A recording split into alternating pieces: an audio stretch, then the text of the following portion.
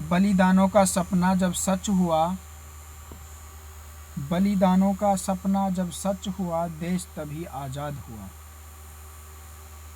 आज सलाम करें उन वीरों को, आज सलाम करें उन वीरों को, जिनकी शहादत से ये देश आज़ाद हुआ।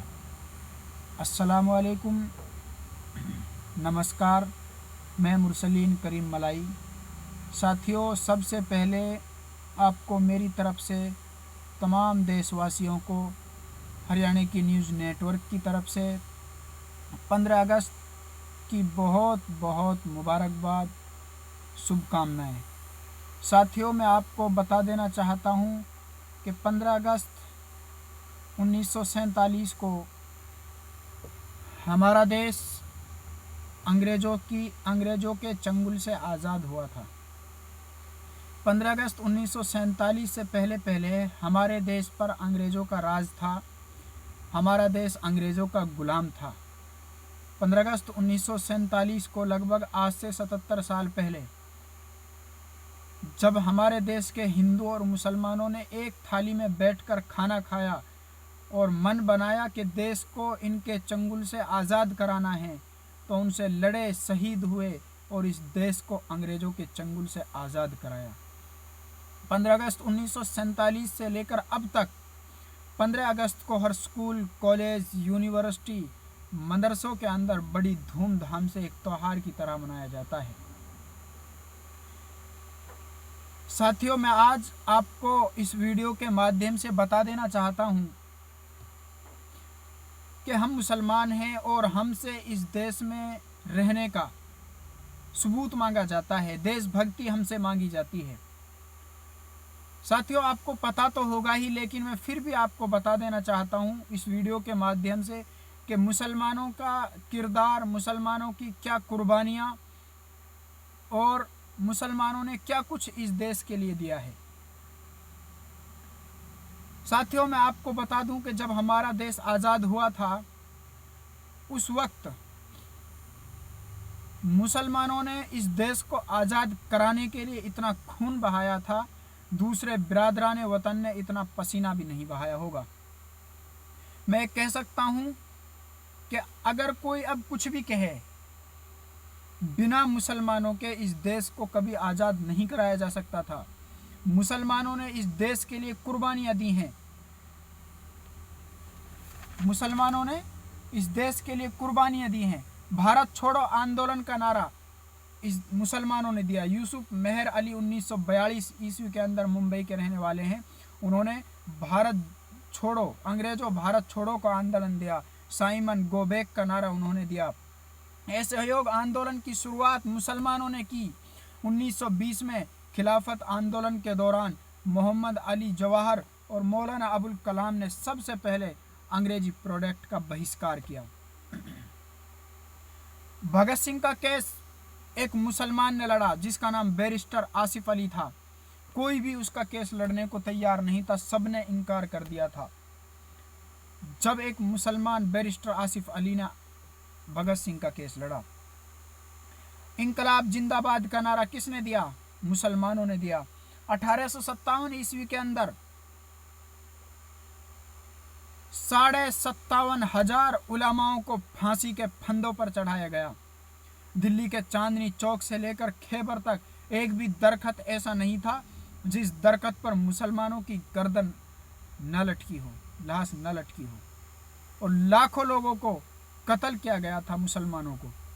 काले पानियों के अंदर सजाएं मुसलमानों ने काटी हैं। काले पानियों के अंदर अगर रखा गया है तो सबसे ज़्यादा मुसलमानों को रखा गया है।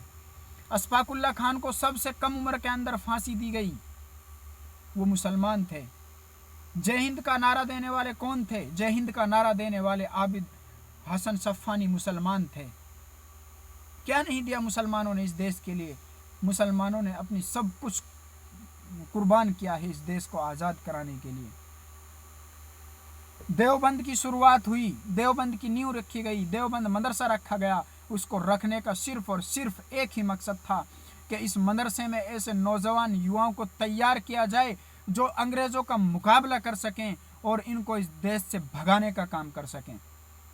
उस टाइम कहाँ थे आप देशभक्ति का सबूत मांगने वाले? जाकर देखो दिल्ली के अंदर लाल किले को, वो इस देश को मुसलमानों ने दिया है। देखकर देखिए जामा मस्जिद को, वो मुसलमानों की है। जाकर देखिए आगरे के अंदर ताजमहल को, वो मुसलमानों का है। कभी आप गए होंगे इंडिया गेट? इंडिया गेट पर लिखे हुए नामों को देखिए, 95,000 कुछ नाम जिस पर लिखे हुए हैं, जिनमें से 66,000 से ज्यादा नाम मुसलमानों के आपको लिखे हुए मिलेंगे।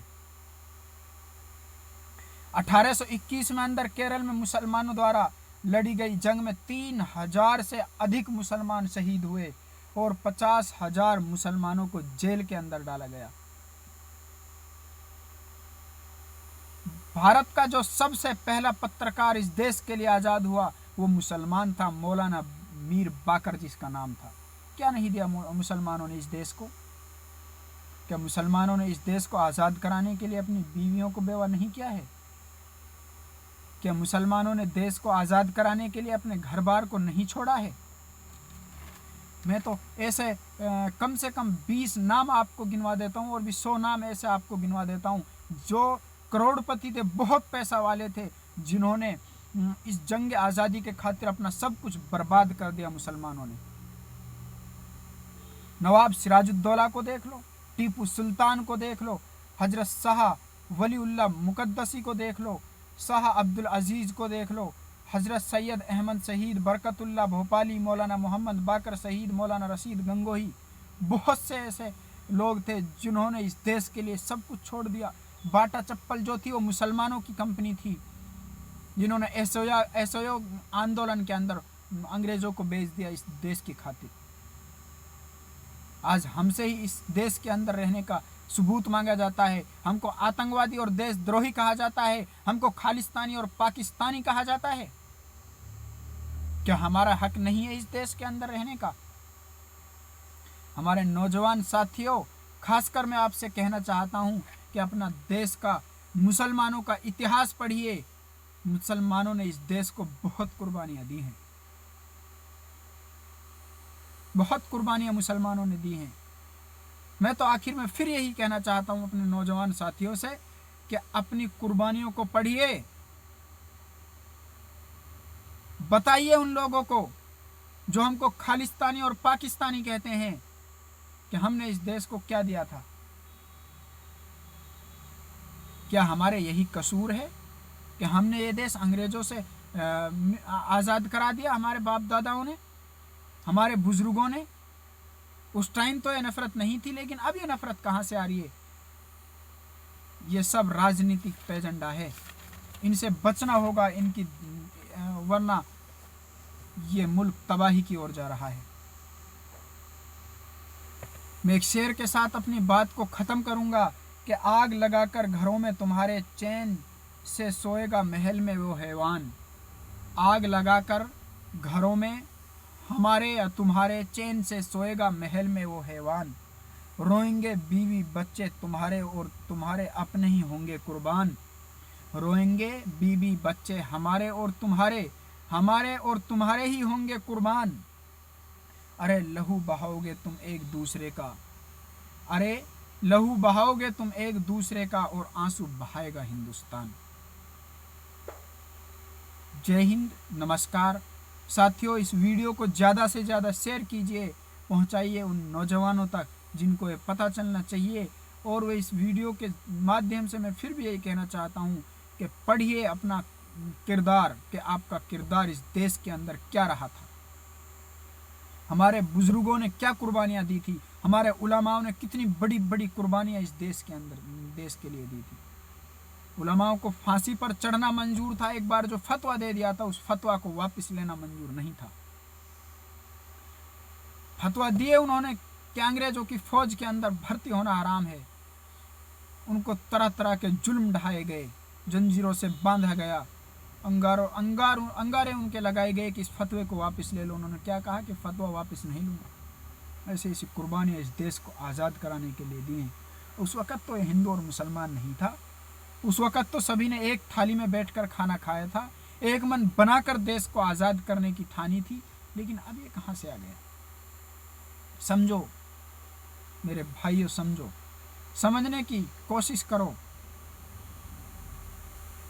इस वीडियो को ज़्यादा से ज़्यादा शेयर कीजिए और इसी तरह की वीडियोस देखने के लिए हमारे इस चैनल को सब्सक्राइब कीजिए। अस्सलाम वालेकुम, जय हिंद, जय भारत, धन्यवाद। स्वतंत्रता दिवस की आप सभी को बहुत बहुत मुबारकबाद।